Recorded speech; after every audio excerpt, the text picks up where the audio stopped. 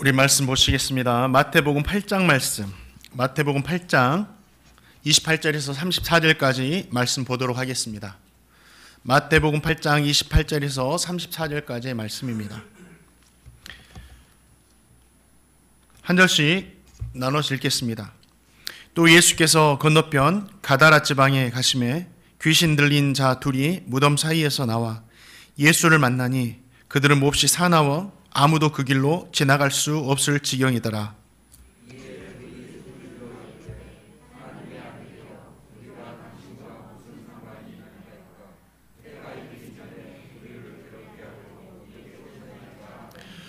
마침 멀리서 많은 돼지떼가 먹고 있는지라.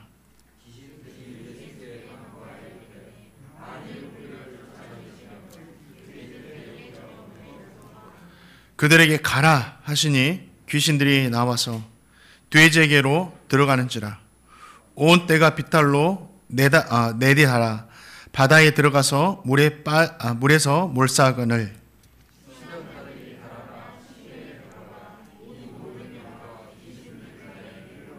함께 읽겠습니다. 온 시내가 예수를 만나려고 나가서 보고 그 지방에서 떠나시기를 간구하더라. 아멘. 예배하는 우리 모두에게 주님 주시는 치유의 은혜가 있기를 축원드립니다.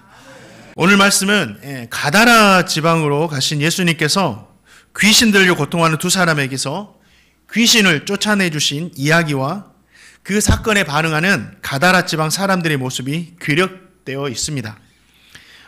귀신 들린 자들에게서 귀신을 쫓아내 주신 이 간단한 이야기지만 이 말씀 안에는 제자들, 또 귀신 들린 사람, 예수님, 가다라 지방 사람들의 4명의 모습이 담겨 있습니다. 그들 모습 하나하나에는 주님께서 우리에게 주시는 신앙의 교훈과 은혜들이 담겨 있습니다.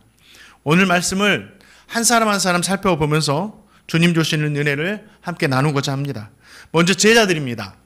자, 마태복음 8장 28절 말씀 같이 한번 읽어보겠습니다. 마태복음 8장 28절 시작.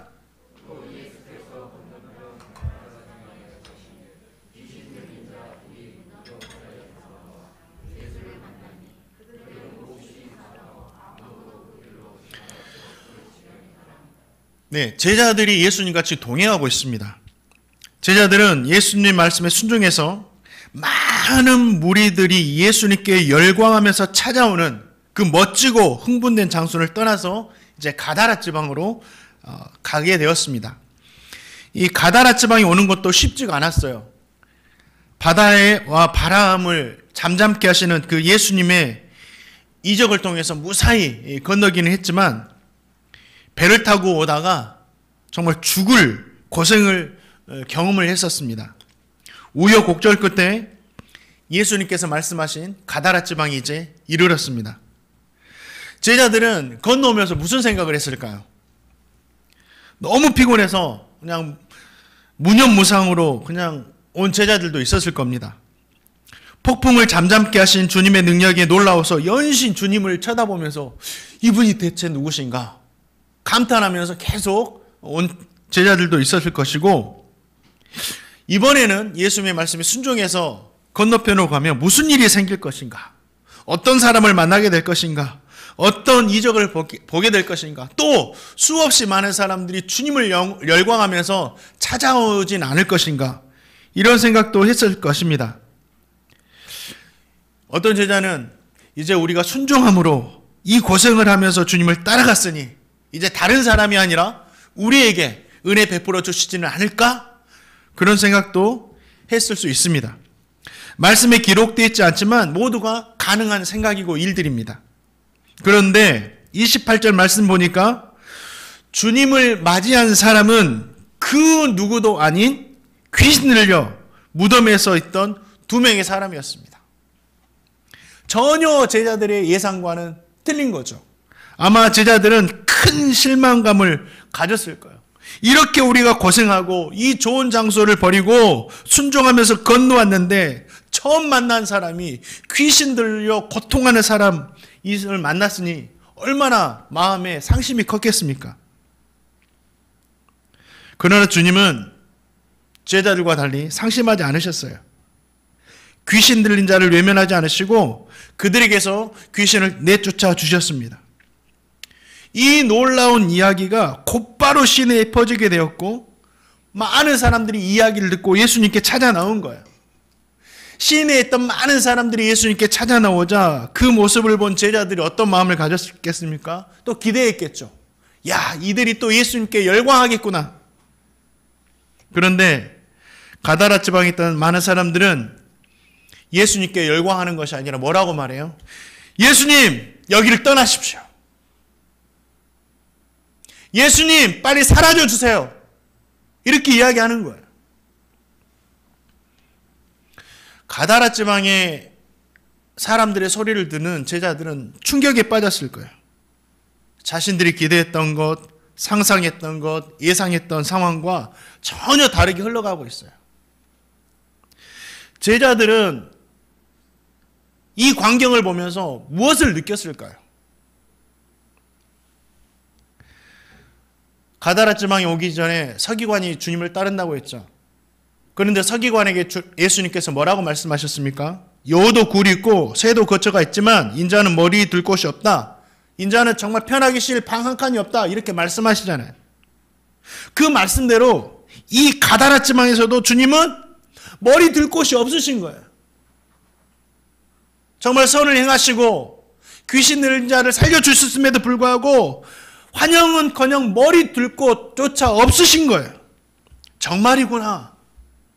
주님은 머리 둘 곳이 없을 정도로 사역하시는구나. 그리고 머리 둘 곳을 위해 사역하시는 것이 아니었구나.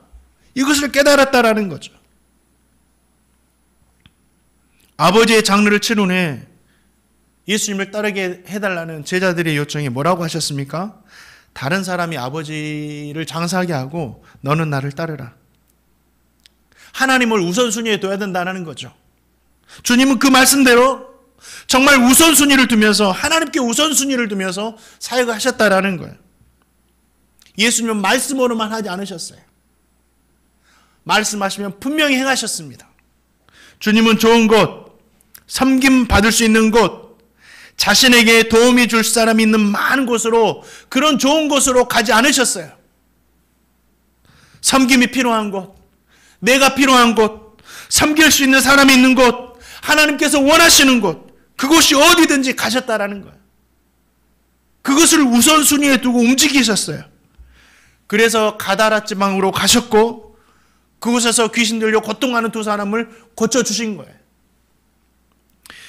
제자들은 예수님의 모습을 보면서 자신들의 기대와 생각을 하나씩 내려놓았을 거예요.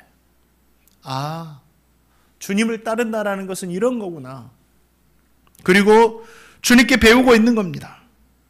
말로만 유창하게 하는 것이 사역이 아니라 행함으로 해야 되구나. 정말 머리 둘 곳이 없다라고 말씀하셨으면 그렇게 사역해야 되는구나. 저에게 주시는 말씀이에요. 주님처럼, 우리들의 선생님처럼 우리도 머리 둘 곳을 위해서 사역하지 말자. 하나님께 우선순위를 두고 힘차게 걸어가자. 사랑하는 성도님들, 제자들과 목사만 그렇게 사는 것이 아닙니다. 주님을 믿는 성도님들도 주님을 본받아서 그렇게 살아야 됩니다. 우리의 영원한 집은 하나님의 나라에 있기 때문에 머리 둘 곳을 먼저 생각하고 그것을 위해 주님을 따르는 것이 아니라 하나님을 우선순위에 두고 살아가시기를 주님의 이름으로 축원드립니다.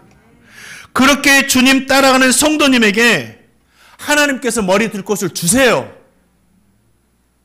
하나님을 우선순위에 두느라 내가 미처 챙기지 못한 나의 삶을 하나님께서 챙겨주십니다. 저는 그걸 날마다 경험하고 살아요. 사랑하는 성도님들, 정말 주님 본받아서 살아가시는 저와 성도님 되시기를 주님의 이름으로 축원드립니다. 또 귀신 들린 자들의 모습을 한번 볼까요? 자, 마가복음 5장 9절 말씀이에요. 한번 읽어보겠습니다. 시작.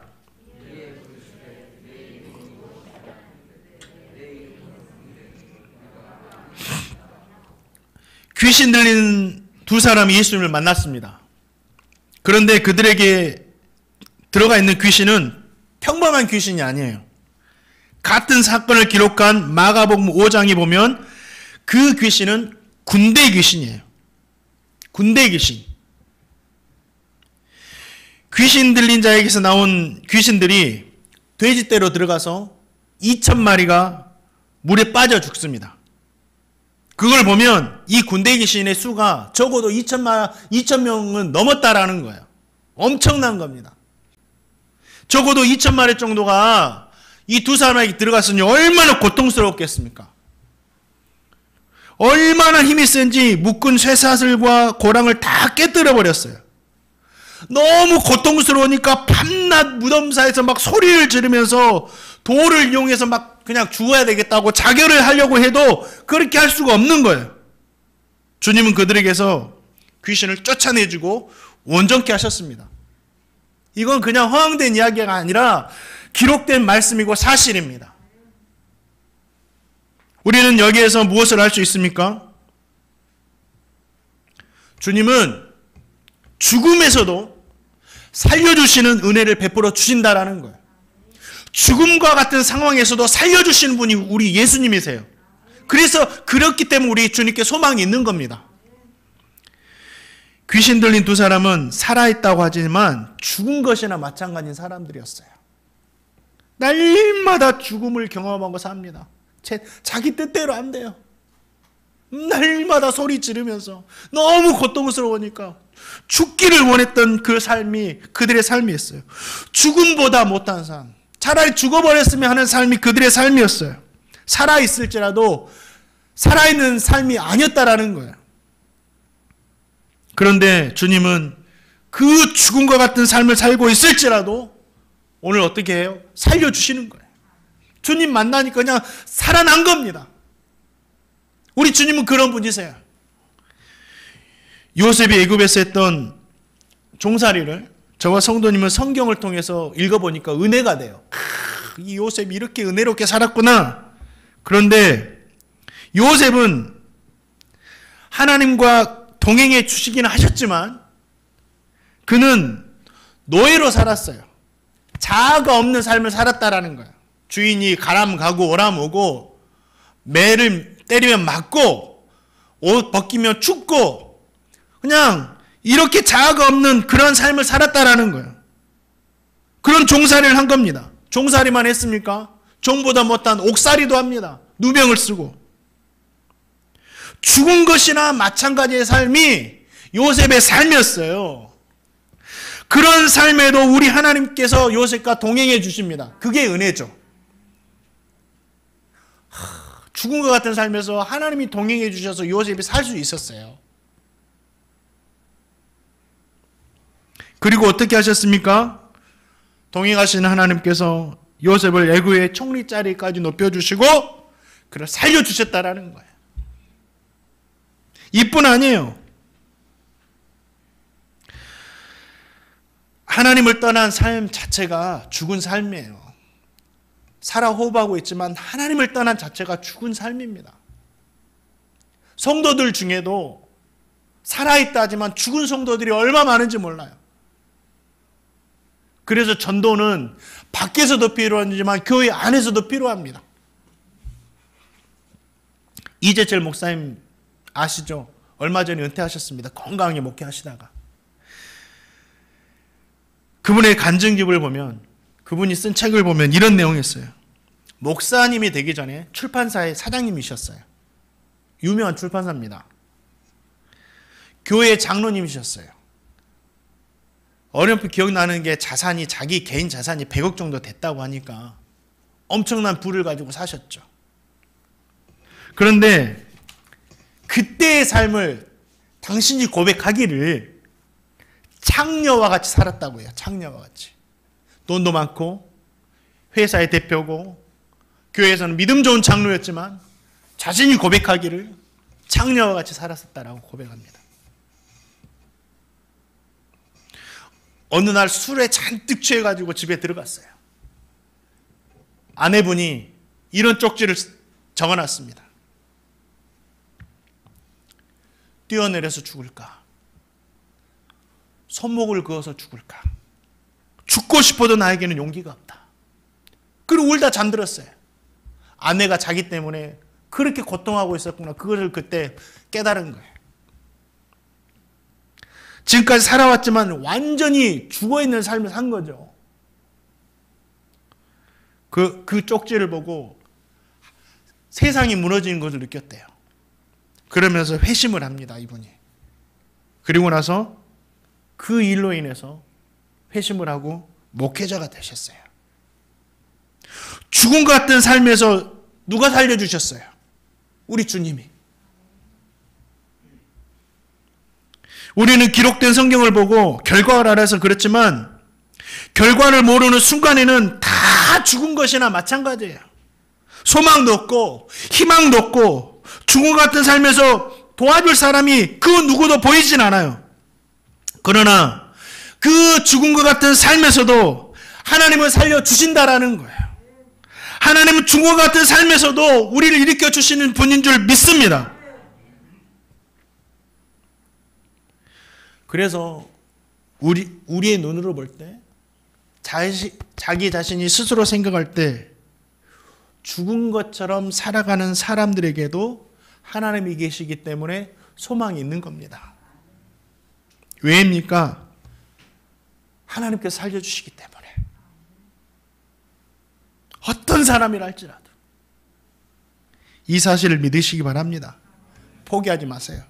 내 자신도 포기하지 마시고 옆에 있는 그런 분들이 있다면 절대 포기하지 마시기 바랍니다. 하나님 살려달라고 간구하시기 바랍니다. 귀신 들린 자를 만나셔서 살려주셨던 것처럼 우리 성도님들에게도 사랑하는 사람들에게도 이러한 은혜가 있기를 주님의 이름으로 축원드립니다. 또 하나님은 필요한 사람 되게 해주세요. 살려주실 뿐만 아니라 그냥 살려주시는 것으로 끝나지 않아요. 이 사람 필요한 사람으로 만들어주십니다. 이게 은혜예요. 귀신 들린 그들은 전혀 필요 없는 사람들이었어요. 그러죠. 사람들에게 공포와 두려움만 주고 막 해만 끼치는 사람들이었으니 이 사람들은 오히려 없는 게 낫죠. 그런데 주님은 그들을 고치십니다. 귀신 들려 고침을 받은 두 사람이 이후에는 어떻게 살았는지 성경에는 기록되지 않지만 우리가 간단하게 예상할 수 있는 것은 그래도 이제부터는 공포와 두려움을 사람들에게 주는 대상이 아니라 가장 잘못됐을 때가 평범하게는 살아갔겠잖아요. 피해주지 않으면서 평범하게는 살아갔을 거예요. 좀 더 우리가 생각한다면 어떤 생각을 할 수 있어요? 이제는 사람들에게 예수님께로부터 받은 그 치유의 간증을 전하면서 예수님을 전하면서 살았다라는 거예요. 하나님과 사람에게 필요 없는 사람이 아니라 필요한 사람이 되었다라는 겁니다. 이것이 은혜예요. 성경은 이런 사람들이 수없이 나옵니다. 필요 없는 사람을 필요 있는 사람으로 만드는 역사가 성경에 나와요. 아브라함을 시작으로 신앙의 인들 대부분이 하나님께서 이런 역사를 일으켜 주신 거예요. 아브라함이 우리가 믿음의 조상이라고 하지만 이분은 원래 갈대아 우르에서 우상을 만들어서 팔았던 사람입니다. 하나님이 가장 싫어하는 게 뭐죠? 우상 섬기는 거예요. 우상 장사가 이 아브라함이었어요. 하나님께 필요 없는 사람이었습니다. 근데 하나님께서 그를 만나주시고 그에게 말씀을 주시고 믿음의 조상으로 세워주시는 거예요. 필요 없는 사람을 변화시켜서 필요한 사람으로 만들어 주셨다라는 겁니다. 사랑하는 성도님들, 이 이야기는 치유받은 사람과 성경에 기록된 사람들만의 이야기가 아니에요. 저와 성도님들의 이야기입니다. 저와 성도님도 예수를 믿고 영접해서 구원을 얻었잖아요. 그렇다면 어떻게 이제부터 해야 될까요? 사람에게 해를 끼치는 존재가 아니라 적어도 사람에게 해를 끼쳐서는 안 돼요. 예수 믿는 사람들은. 사람에게 해를 끼치는 존재가 아니라 또 나만을 위해서 평범하게 살아가는 인생도 안 됩니다. 사랑하시고 섬기시고 복음 전하면서 사람과 하나님께 꼭 필요한 그런 성도님 되시기를 주님의 이름으로 축원드립니다. 이번에 우리 예수님의 모습을 한번 보겠습니다. 마태복음 8장 32절 말씀 같이 한번 읽어보겠습니다. 시작.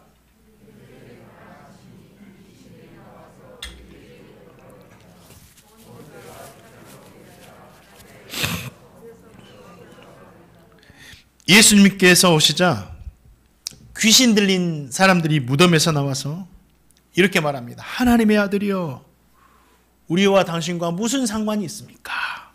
이렇게 고백합니다. 귀신들은 예수님이 누구신 줄 정확하게 알고 있었어요. 왜 그렇죠? 그 귀신들은 사단과 함께 타락한 천사들이었기 때문이에요. 유다서 1장 6절을 보면 이런 말씀이 있어요. 또 자기 지위를 지키지 아니하고 자기 처소를 떠난 천사들이 있었다. 이게 타락한 천사입니다. 자기 자리를 지키지 않았어요. 그들이 바로 귀신들이죠. 그들도 전에는 천사들과 함께 주님 찬양하고 주님께 대한 사역을 했던 자들이었습니다. 그래서 예수님이 누구신지를 정확히 알고 있었어요. 귀신들은 가까이 있는 돼지떼를 보고 우리를 쫓아내려거든 저 돼지떼에게 들여보내달라고 간청을 합니다. 그러자 주님은 그 말에 가라! 허락을 해주세요. 왜 허락해 주셨는지 이유에 나옵니다. 예수님의 허락이 떨어지자마자 군대 귀신들은 두 사람에게서 나와 돼지떼에게 들어갑니다. 그 순간 온 떼가 바다로 뛰어들어가지고 몰사합니다. 다 죽어버려요. 가라고 명령하시고 귀신들도 순종하는 예수님의 모습에서 우리는 무엇을 알 수 있죠? 예수님이 하나님의 아들이시다. 이게 오늘 말씀의 핵심이에요. 성경은 주님의 복음을 전하는 거잖아요. 이것을 증거하는 겁니다. 귀신을 통해서. 귀신들은 예수님의 가라는 말씀에 굴복합니다. 허락을 요청하고. 이것은 사단과 그 추종자들의 활동까지 하나님의 주권 아래에 있다는 것을 보여주는 거예요. 사단이 이 세상의 주인인 것처럼 속이지만 실제로는 하나님의 주인이시고 사단은 그 하나님의 말씀 앞에 꼼짝하지 못한다는 사실을 우리에게 보여주고 있는 겁니다. 예수님은 사단의 고백처럼 하나님의 아들, 메시아, 우리의 구원자가 되십니다. 영적인 존재인 사단이 이 사실을 우리에게 증거해주고 있어요. 또 한 가지, 우리 주님은 더 큰 피해를 막아주시는 분이세요. 더 큰 피해를. 귀신들로 인해서 2,000마리가 되는 돼지떼가 바다에 빠져 죽었습니다. 돼지의 주인에게는 이루 말할 수 없는 손해를 끼친 거죠. 주님은 왜 그렇게 하셨죠? 왜 주님은 그런 일들을 벌이셨죠? 귀신 들린 두 사람이 돼지떼 2,000마리보다 소중하기 때문이에요.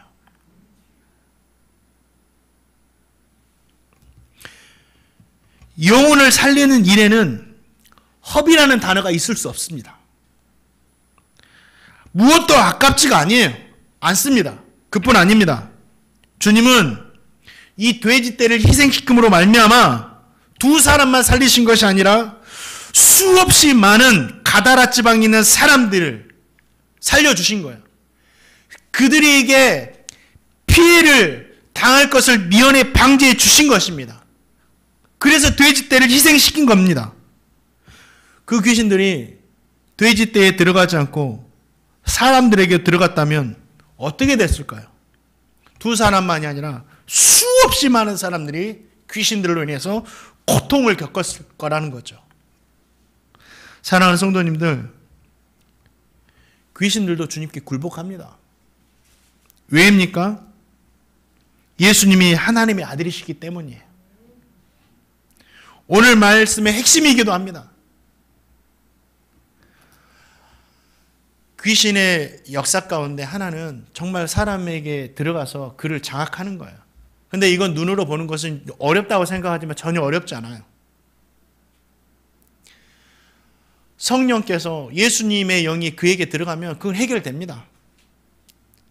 성령께서 내주하시는데 감히 귀신이 들어올 수 없기 때문에 예수님만 믿으면, 예수님만 영접하면 그것은 해결되는 거예요. 정말 예수님이 하나님이시기 때문에 이런 일들이 일어나는 겁니다. 또한 예수님은 우리에게 손해를 끼치는 분이 아니에요. 더 좋은 것을 주시는 분이에요. 손해 끼치시나요? 아니요. 우리에게 더 좋은 것을 주시는 분이에요. 그렇게 하지 않았다면 이보다 더 엄청난 피해들이 일어났을 겁니다. 사랑하는 성도님들, 이 사실을 믿으시고 끝까지 주님을 나의 구주로 믿으시고 따라가시는 저와 성도님 되시기를 주님의 이름으로 축원드립니다. 마지막으로 이 가다라 지방 사람들이에요.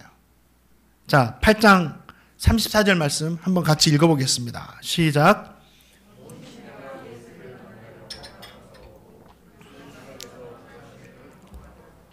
돼지를 치고 있던 사람들이 귀신 들린 두 사람이 치유되고 그 안에 있던 귀신들이 돼지떼에 들어가서 바다에서 몰사하는 일을 막 지켜봤죠. 그 일을 지켜보고 급히 시내로 달려가서 사람들에게 이것을 전했습니다. 이 이야기를 들은 사람들이 예수님을 만나기 위해 찾아와요. 그들이 예수님을 만나기 위해서 찾아온 이유가 뭐죠? 뭐 능력을 행하신 예수님이 신기해서 예수님 만나려고 찾아왔나요? 또 귀신 들렸던 사람들이 고침받았으니까 그들을 보려고 찾아왔나요? 아니에요. 그들이 찾아온 이유는 뭐냐면 진짜 돼지떼가 죽었냐? 진짜 돼지떼가 죽었냐? 이거 확인하려고 오는 겁니다. 이걸 어떻게 알 수 있죠? 이 사실을 그들이 예수님을 만나서 가장 먼저 했던 말을 보면 이것이 사실인 것을 알 수 있어요. 그들이 예수님을 만나서 가장 먼저 했던 말은 뭐예요? 하나님, 예수님께 영광을 돌렸나요? 야, 귀신 들려서 놓인 사람 보고 야, 치유받았다고 막 박수치고 좋아했나요? 아니에요. 뭐라고 했어요? 주님, 여기서 빨리 떠나십시오. 주님, 여기서 빨리 사라지십시오. 떠나기를 간구했더라. 이 말을 하는 거예요. 돼지떼만 관심이 있으니까 돼지떼가 죽은 것을 확인하고 막 하는 말이죠. 그들은 지금 뭐만 보이는 거예요? 자신들에게 피해 입은 물질, 죽은 돼지떼, 이것만 보이는 거예요. 이곳에 주님이 계시다가는 돼지 주인뿐 아니라 다른 사람들도 더 큰 손해를 볼 수 있으니까 주님 빨리 떠나세요 하시는 거예요. 우리는 가다라 지방에 있는 사람들을 보면서 무엇을 알 수 있습니까? 주님보다 귀하게 여기는 것이 있으면 주님과 함께 할 수 없다라는 겁니다. 주님보다 귀하게 여기시는 것이 있으면 오히려 주님이 방해라고 생각해서 막 떠나라고 해요. 주님 필요 없다고. 가다라 지방 사람들은 주님보다 뭘 귀하게 여겼어요? 돼지떼. 사람보다 돼지떼를 더 귀하게 여겼어요. 물질을 주님보다 더 귀하게 여겼고 사람보다 주님을 더 귀하게 여겼다라는 거예요. 이런 생각은 그 당시에만 생각이 아니라 지금 이 시대의 생각이에요. 이론적으로는, 이성적으로는 사람이 물질보다 귀하지라고 말하지만 돌아가는 현상을 보세요. 물질을 위해서 사람을 얼마나 희생시키는지. 물질을 위해서 사람이 죽어도 눈 깜짝하지 않습니다. 이 시대가 그래요. 그 시대만 그런 게 아니라. 그러나 물질을 주님보다 귀하게 여기면 주님과 함께 할 수 없어요. 서기관도 결국은 물질의 문제로 주님과 함께하지 못하고 떠나잖아요. 유대인 청년도 예수님 따르겠다고 왔는데 물질을 포기하지 못하니까 주님과 함께하지 못합니다. 가다라 지방 사람들도 결국 이 물질의 문제로 주님을 떠나시라고 하는 거예요. 사랑하는 성도님들, 주님과 함께하기 위해서 물질보다 우리 주님을 더 사랑하시고 물질보다 사람을 더 귀히 여기시는 저와 성도님 되시기를 주님의 이름으로 축원드립니다. 또 우리는 무엇을 할 수 있냐면 나에게 있는 것을 사용하시는 것이 복이고 은혜입니다. 돼지 한 마리가 정확히 지금 얼마나 되는지 모르겠어요. 시세가. 요즘에 돼지 시세 아시나요? 한 30만 원 정도라고 생각을 한번 해보자고요. 그러면 2,000마리니까 한 6억 정도 계산해보니까 되더라고요. 그러니까 돼지 주인에게 6억은 엄청 큰 거죠. 안 그러겠어요? 저도 돼지 주인이었으면 너무 상심했을 것 같아요. 이 두 명 살리려고 6억을 내 거 다 없어버렸으니. 그런데 주님은 이 사건을 통해서 우리에게 주시고자 하시는 이야기가 있어요. 진짜 복을 받는 것은 많은 것을 소유함에 있지 않는 거예요. 진짜 복된 사람은 누구예요? 가지고 있는 것을 주님을 위해서 사용하는 사람이 진짜 복된 사람이에요. 나에게 있는 것 주님께서 사용하시는 것이 진짜 복입니다. 저와 성도님이 왜 건강하고 왜 물질을 많이 합니까? 나도 사용해야 되지만 근본적으로는 주님의 일을 위해서 동참하려고, 이 물질을 통해서 하나님께 영광 돌리려고.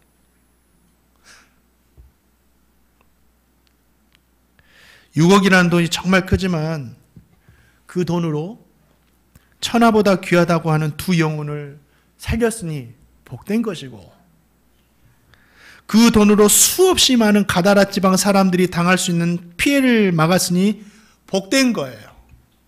그들이 주님 떠나시라고 하지 않고 주님을 영접했다고 한다면 그 2,000마리 돼지는 그 가다라 지방에 있는 모든 사람을 살릴 수 있는 대가가 되었다라는 거죠. 얼마 복된 지불이에요. 영혼을 위해서는 다시 한번 말씀드리는데 허비라는 단어가 어울리지 않습니다. 천하보다 귀하다면서요, 한 영혼이. 그럼 한 영혼 구원해 내려면 천하를 지불해야죠. 우리 주님은 6억이 아니에요. 천하가 아닙니다. 만천하도 아니에요. 우리 주님은 한 영혼 구원하려고 만천하보다 귀한 자신의 생명을 아낌없이 주시잖아요. 저는 우리 행복누리교회 성도님 모두가 말씀을 읽으면서 이런 생각을 가졌습니다. 돼지떼 2,000마리 이상은 다 소유하는 사람이 되었으면 좋겠다. 돼지떼 2,000마리는 다 소유하시기 바랍니다. 부자 되세요. 다 부자 되세요. 그리고 그 부자됨으로만 기뻐하지 마시고 나에게 이런 것들을 주신 하나님께서 쓰시겠다고 하실 때 아까워하지 마시고 기꺼이 내어드릴 수 있는 큰 부자, 영원한 천국 부자 되시기를 주님의 이름으로 축원드립니다. 저와 성도님은 나에게는 어떤 것보다 주님을 귀하게 여기셔야 돼요. 나에게 있는 것을 사용하시는 것을 기뻐하시고 감사하시기 바랍니다. 그리고 하나님, 저는 주님 없이 살 수 없어요. 절대 주님 저 떠나시면 안 돼요. 저 떠나시면 안 돼요. 이렇게 기도하고 살아가시는 저와 성도님 되시기를 주님의 이름으로 축원드립니다. 말씀을 맺을게요. 주님처럼 머리 둘 것이 없이 살아도 하나님께 우선순위를 두고 말과 행함이 있는 성도로 살아가시기 바랍니다. 복음으로 우리를 살려주셨으니 그 은혜에 감사해서 꼭 하나님과 사람에게 필요한 성도로 살아가시기 바랍니다. 하나님의 아들 되시는 예수님은 우리에게 손해를 주시는 분이 아니라 가장 좋은 것 주시는 분이세요. 믿으세요. 그 주님을 세상의 물질보다 귀하게 여기시고 그 주님을 위해서 나에게 있는 것을 아까움 없이 사용하고 살아가시는 저와 성도님 되시기를 주님의 이름으로 축원드립니다.